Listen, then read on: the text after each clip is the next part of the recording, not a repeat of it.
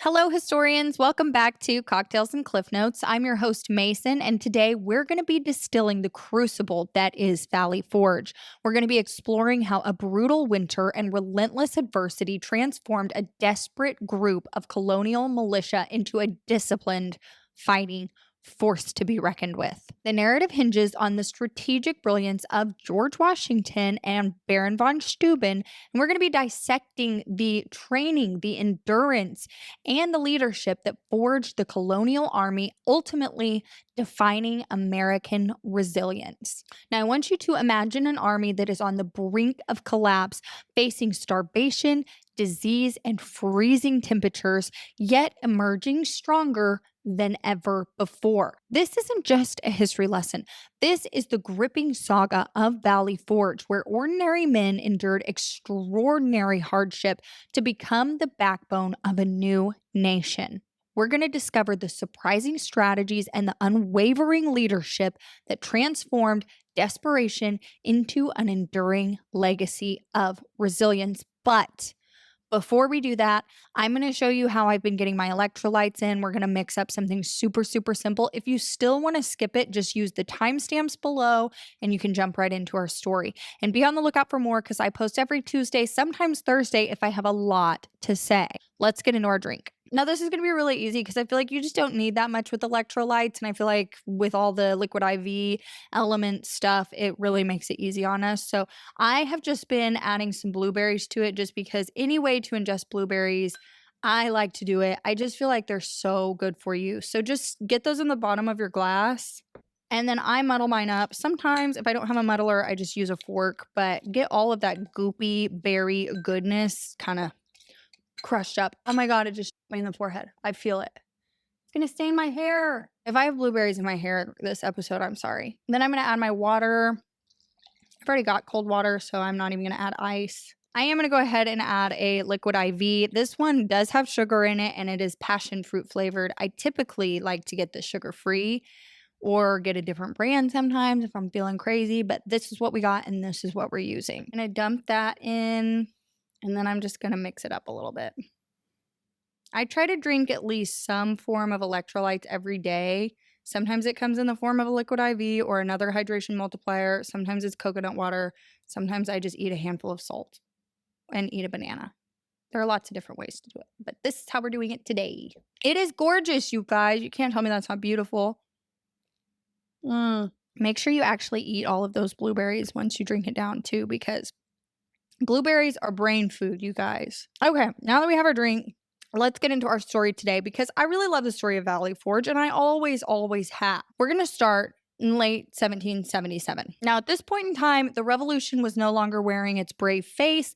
They had kind of lost momentum and everybody was getting a little tired. Everybody's worn out just a little bit with the things that are going on. At this point, honestly, Washington's army was limping around. They were not marching. They were not nailing it. They were not out there giving it every bit of zest they had. They were failing. They were tired, you guys. Their boots were worn all the way through. Their coats were threadbare, and optimism had just thinned out like smoke after a battlefield volley. Congress at this time, they were arguing. They were getting at each other's throats. Supplies were lagging, enlistments were expiring, and the British, they were confident and they were well fed, and they were occupying most of Philadelphia like conquerors settling into a prize. Winter was coming and it did not care about ideals. There were defeats at Brandywine and Germantown, and they still hung over the army like a bad dream. At Brandywine, Washington had been pretty easily outmaneuvered. There was British General Howe, who had feinted, flanked, and struck with professional precision that just kind of kicked Georgia's ass.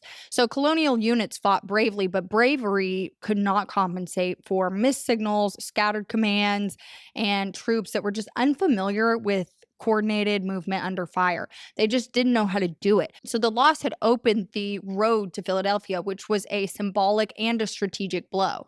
Germantown had been meant to kind of redeem that blunder, that failure, but instead it actually exposed the army's growing pains. Fog had swallowed the commands, units were firing on one another, timing was just a mess, it collapsed under the pressure, and what began as this really ambitious, complex attack unraveled into chaotic confusion, and nobody knew what the hell was going on, and Washington withdrew again, his exhausted men with a bruised reputation. These were not cowardly failures. This was not for lack of trying. This was just massive organizational failure over and over and over. And the Continental Army was still, at its core, just a collection of regional forces that were trying to behave like a unified military. And you have to remember, they're up against the British Empire. So it's like, they just didn't know how to compete. I mean, Britain was so organized and they knew what they were doing, and everything they did was so tactical. And then the Continental Army is like, I don't know. I was just,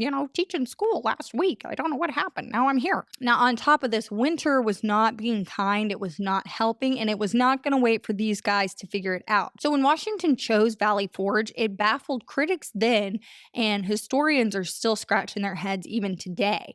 The location sat about 20 miles northwest of British Philadelphia. It was close enough to monitor enemy movements, but far enough to avoid a sudden attack. So on paper, I guess it technically made sense. But the land itself and the weather was extremely unforgiving, and it was really, really harsh in every sense of the word. Rolling hills had been stripped bare by the winter. The soil was extremely thin. There were really poor roads that would turn to mud with the very first freeze. There were no towns to absorb the army. There were no warehouses stocked with any kind of provisions. And it was, in every sense of the word, very uncomfortable. Every single inch of it was just kind of brutal on the men who occupied it. So, was this a calculated risk? I suppose it was, because Washington needed to keep pressure on the British without risking immediate annihilation. He also needed to keep his army together. Disbanding for the winter would mean losing men to desertion, expiring enlistments, and just straight up discouragement. He couldn't afford to do any of that. So Valley Forge was not necessarily chosen because it was good. It was basically just essential. It was necessary. He had to do it. Now, Washington himself couldn't even prepare for how dire these conditions were about to get. It was worse than anybody could have predicted ever. Tents arrived very late, clothing arrived late or not at all. Food supplies were very inconsistent, distribution was chaotic. Men slept in really crude huts that they had usually constructed themselves. Hands were numb, stomachs were empty, morale was sinking, the temperature was dropping. It was bad. It was just a bad deal, y'all. It was so bad. On top of all of this, disease stalked the camp more efficiently than the British ever could. There were smallpox, typhus, dysentery, and I actually had to go and look these up because I've heard of all of them. I just didn't know exactly what they did. So I've got this from the internet for you. Smallpox was a viral disease characterized by a distinct widespread skin rash, now eradicated. Thank God. Typhus is a bacterial disease spread by insects like lice, causing a fever and truncal rash, thriving in unsanitary and crowded conditions. That sounds horrible, heinous. And then there's dysentery, which I thought was like a neurological breakdown, but it's actually a bacterial or parasitic infection of the bowel contracted through, I'm not laughing, it's horrible, contracted through contaminated food and water, defined by bloody diarrhea. I really thought it was like when somebody like lost control of their limbs. So that's the main diseases that were popping up. I mean, which of all of those would you want? Probably smallpox, I think. None of them would be ideal. But I will say, by the heart of winter, thousands of these men were just completely unfit for duty. Some actually passed away in their huts, wrapped in very thin blankets, far from home, and no recognition whatsoever. Now, Washington, he wrote desperate letters to Congress pleading for supplies, for reform, for attention. He walked the camp daily, witnessing suffering firsthand, and he was fully aware that his army was being tested not by the redcoats, but by endurance itself. Now, this was the moment where the revolution could have easily collapsed under its own weight, and it would have been understandable if they had. There were no glorious battles, there were no stirring victories, just cold, hunger, and a lot of doubt. And yet, Valley Forge somehow did not become the grave of the revolution. It actually became its crucible. Now, sometimes history does not turn on a battlefield. Sometimes it is whether a cause can survive its darkest season and emerge changed, stronger, disciplined, Ready for what comes next? And this is where a revolution stopped being an idea and started being a test of human limits. So at Valley Forge, survival was not guaranteed by enlistment papers. It was earned daily through minor decisions and choices that you made that could affect you greatly. Now, hunger came first, and rations arrived sporadically and in very pitiful quantities. Some days the men ate nothing at all. Other days it was something called fire cake, which is basically just flour and water. And sometimes it's hard enough that it could like chip a tooth, and somehow it was soft enough to grow mold. So you got that. Welcome, dysentery. Congratulations. You got the dysentery off of a fire cake. But I also will say that when meat got there, it was often spoiled. It was disgusting. And men were kind of forced into some pretty bad spots because they started boiling their shoes. They would chew on leather straps, and they would try as best they could to scour the countryside for quite literally anything in the world that was edible. Then, on top of that, it's cold as hell. They're not warm. They have no heat blankets. And thousands of the men actually didn't even have shoes. There were literally bloody footprints that would mark the snow, which was basically just a silent testimony to an army standing still only because they couldn't move. It wasn't like they were meaning to do anything. They were literally just trying to endure. Their blankets were shared, they were stolen, or they did not even exist. And nights were long, they were dark, they were cold, and they were merciless. Now, disease was doing things that the British never could. There were crowded huts, malnutrition, and exhaustion turned Valley Forge into a breeding ground for illness. The dysentery were weakening the men that were already starving. The typhus was just spreading around silently. Smallpox lingered in fear and rumor. It was everywhere. More soldiers passed in that camp than they had lost on some recent battles. There was no music to this suffering. There were no speeches that would warm up their freezing little frostbitten hands. Only a daily decision to just put one foot in front of the other and endure one more dawn. Now, what made the misery harder to bear was knowing that this was not inevitable. There were supplies. There were warehouses that had food. There was clothing that just sat unused, but Congress was so fractured and so slow, and they were suspicious of standing armies. Political infighting and regional jealousy basically just stalled every single thing that went on. Bureaucracy choked urgency, and statesmen were bickering over quotas while there were real men out there freezing. For literally freezing. Now, Washington, he was very calm, but on paper, he was just raging his little butt off. He was unhappy. His letters to Congress were blunt. They were sometimes desperate. He warned that the army might disintegrate, not from defeat, but from neglect. He begged for reform, for centralized supply systems, for the authority to act, and too often, the response arrived late or it didn't even come at all. Now, Valley Forge was a very dangerous truth. The revolution was fighting two wars at once, and one was against the British, obviously, but one was against its own dysfunction, disorganization, and the fact that nobody knew how to govern themselves. They wanted something, and then when put to the test, they weren't doing a very good job of handling their business. And yet, somehow, through all of it, this amazing Continental Army did not dissolve. Men actually stayed. They stuck this out. And they largely did it because leaving meant abandoning the man beside them, and they weren't going to have that, because there's kind of something that happens with this shared hunger, and it turns into this like you and me in it together, you and me against the world. We can do this. I couldn't possibly leave you, because misery, when you endure it together, forges bonds stronger than comfort ever will. I mean, there's an old saying, and I feel like it's pretty derogatory about misery loves company, and it is derogatory, but I will say, when you're in a situation like this, there's something about the camaraderie of you know what I'm going through, I know what you're going through, let's get through this together. There's something about that that was actually quite powerful. And I'm impressed. These men would sit around, they would tell stories, they would sing quietly, they would share their scraps of leather. They learned each other's names, their accents, and reasons for staying. A farmer from Virginia leaned on the comfort of a shopkeeper from Massachusetts, all knowing what the other was going through. There were free men who would fight in the army, and there were immigrants that would stand there and guard while the other people took naps. This was not unity born of speeches, it was born of survival. This was like trauma bonding, like for real, for real. And discipline really began to emerge not from punishment, but from necessity. Orders mattered when chaos meant passing away in your hut under a thin smallpox blanket. Trust formed because there was literally no room left for ego. These men were humble and weak, and the only thing they really had was each other. And by the winter's end, the army that staggered into Valley Forge actually no longer existed. In its place stood something very rough, very scarred, very hardened. This was an army that had looked despair in the face over and over and refused to break. Valley Forge did not teach the Continental Army how to win battles. It taught them how to endure long enough to matter. Now, that was bigger than anything in the Revolutionary War. Obviously, they had to be smart, they had to be strategic, they had to make good moves, they had to make good decisions, and all these things had to come together. But a lot of the Revolutionary was won through them just staying the course. And that particular thing in a war of empires and ideals was the difference between collapse and actually becoming a nation. Now, this also is where our story is going to pivot just a little bit, not necessarily with cannon fire, but with the clipboard, with a thick accent, and a talent for organized fury. Into the frozen disorder of Valley Forge rode a man who looked like trouble.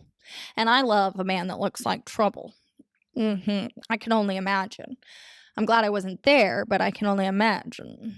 This was Baron Friedrich Wilhelm von Steuben, and he arrived in February of 1778, and he was wearing borrowed finery, he was carrying inflated letters of recommendation, and he was speaking almost no English at all. He was very stout, he was very imperious, and he was unmistakably European in his bearing. He was Prussian by training and courtly by habit, and he was allergic to sloppiness. He had his pinkies up, y'all. Honestly, when he rode into that camp, the American army he encountered must have looked like madness. He was probably like, oh my God, turn around, we're going home, this is a lost cause. But he did stay. Now, what he saw while he was there were officers arguing with enlisted men, which is a no-no. He saw units that drilled differently depending on which colony they came from. He noticed that the muskets were being handled incorrectly. Bayonets were basically just treated like decorative afterthoughts. Commands varied from regiment to regiment, and even though there was bravery everywhere, there was coherence literally nowhere. To Steuben, this was not an army at all. This was just raw material, just a big old hunk of clay, and he had his work cut out for him for sure. Now, the culture shock, it did run both ways. American officers were kind of wary of the idea of a foreigner criticizing men who had already been on the battlefield and had bled for this cause. Steuben, for his part, could not comprehend how an army survived without any form of standardized procedure. This blew his mind. His frustration was not unknown. They saw it often. It boiled over frequently, and it was usually in very colorful, very creative, multilingual profanity that had to be translated, cleaned up, and then politely reissued.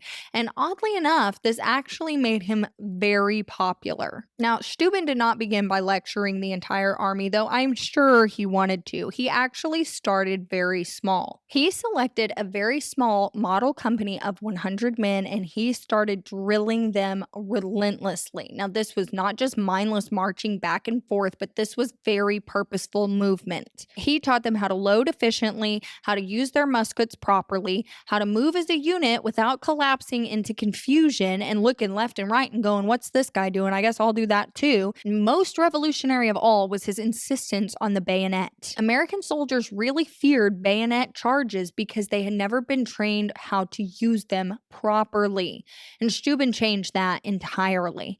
He taught them that the bayonet was not just a blade, it was a psychological weapon, and competence, once learned, spread quickly. He simplified these commands, put them into layman's terms, dumbed everything down for everybody. I mean, he just was like, listen, we're going to just make it simple. We're going to reduce complexity. He created all these drills that could be repeated and memorized and taught onward so that people were constantly practicing, and paying it forward, and the men he trained became instructors themselves. They were spreading uniformity throughout the entire camp like warmth returning to frozen limbs. And let me tell you too, if you're sitting there and you've got the dysentery and you're just having a real bad day, I promise you, sitting there and thinking about it on loop all day is the worst thing that you could possibly do.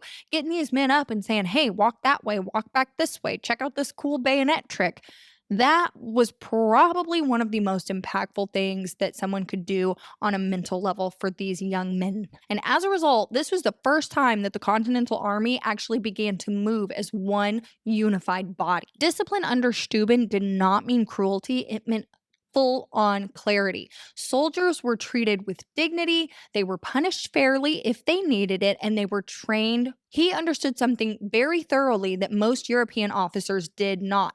These men were not conscripts, they were citizens of a new nation under God. George Washington recognized Steuben's value almost immediately. Where others saw this blunt, abrasive foreigner, Washington saw exactly what the army needed. He gave Steuben complete and total authority. He shielded him from any political interference, and he allowed him to fail, to adjust, and then try again. So, in a nutshell, George Washington was not micromanaging this man, and thank God for it. Because when resistance resurfaced, and it did, Washington stood very firm.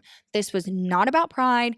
It was about complete and total survival. Washington understood that courage without any structure was a complete and total dead end. And he also understood that Steuben's methods were transforming the army faster than any speech or any decree ever could. And by springtime, the difference was unmistakable. Units were maneuvering very smoothly.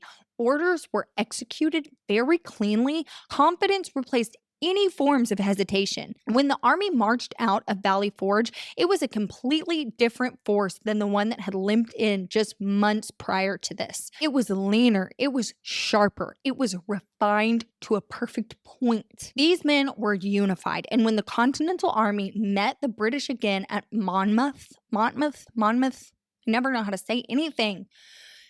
Whenever they met the British again, they were standing toe to toe in open battle, and all of this work that they had put in immediately showed.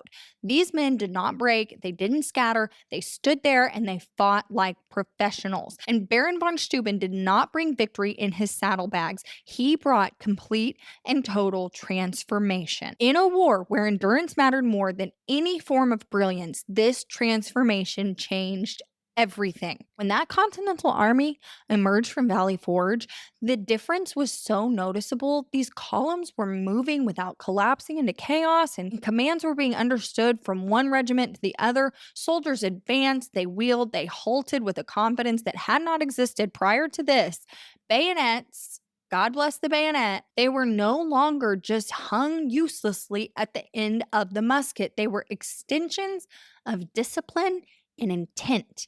And on the battlefield, this mattered. Troops could really hold their formation now under pressure. They could respond to unexpected movement without panicking. This was huge. They could retreat in order, advance with purpose, and stand their ground when standing still was the hardest choice of all. And British officers, they noticed this immediately. This was no longer a force that they could just brush aside with intimidation alone. At Monmouth, under blistering heat, American units absorbed shock and returned it in kind. They maneuvered, they reformed, and fought in open ground against one of the world's most professional armies. Now, this was not luck. This was training made visible. But the deeper transformation isn't exactly footwork. It was in the men themselves. Discipline gave them so much predictability. Predictability bred trust. Trust turned into confidence, not just in officers, but in each other, which was greatly needed. They began to see themselves not as Virginians or New Yorkers or Pennsylvanians, but as something shared, unified. They were an army, you guys. They turned into an army in one wintertime, which is impressive. I personally don't do much in the winter because it is damn cold. But these men, they had survived the winter together, and now they moved together. And now they knew what this guy was going to do and what that guy was going to do because I was going to do that too. It worked. And Steuben's drills did more than teach simple mechanics. They gave soldiers a sense of purpose. Every motion had a meaning, every role mattered. A man wasn't just enduring the war anymore, he was directly contributing to it. And that shift, again, changes everything. Now, obviously, fear does not just disappear, but it stops being so paralyzing when you know that the person beside you will move when you move, stand when you stand, and hold when you hold. You're not going to be the only guy out there who's facing the army by himself because everybody else went left, you went right. You can count on your brothers in arms. Now, here's the quiet takeaway, best appreciated with a glass in hand, if I do say so myself. It is this: Valley Forge teaches that leadership is not about inspiration alone, it's about structure that actually earns belief. Steuben did not motivate with speeches, he created systems that worked. Washington did not micromanage, he empowered the right person to protect the process. And strong teams are not built by passion without direction or discipline without humanity. They're built where clarity meets respect. Order creates confidence, shared struggle creates loyalty, consistency creates identity. Now, whether you're leading a company or building a creative project or holding a community together through its own winter, the lesson continues to endure. You don't need perfect conditions to improve, and that's a big one. I'm talking to myself here more than anybody. You need commitment, you need patience, and someone willing to teach the fundamentals until they stick.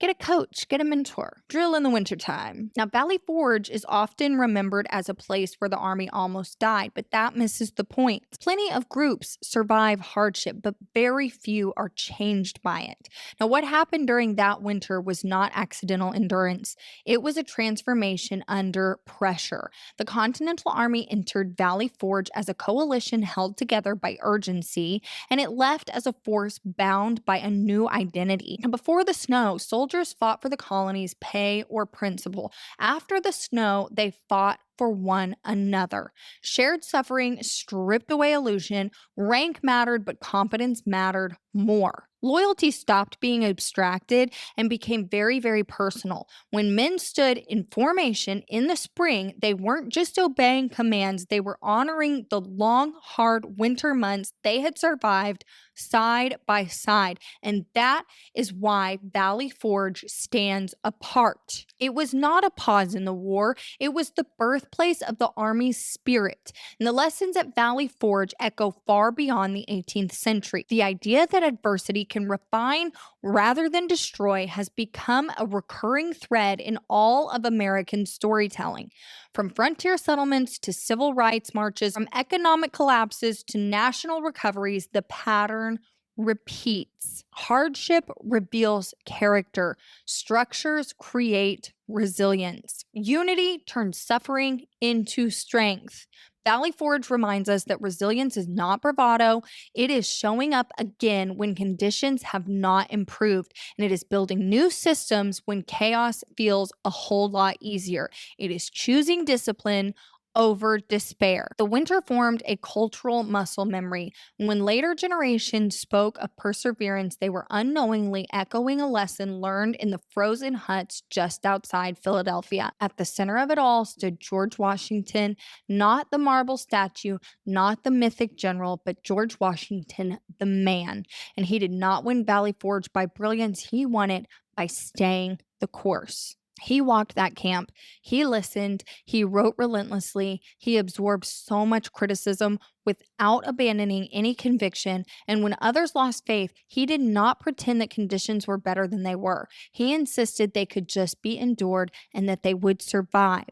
His greatest strength was not just his well-known charisma alone, but steadiness. Washington knew when to delegate. He knew when to shield his subordinates. He knew when to press Congress and when to endure silence. And he held the long view when short-term despair threatened the entire thing.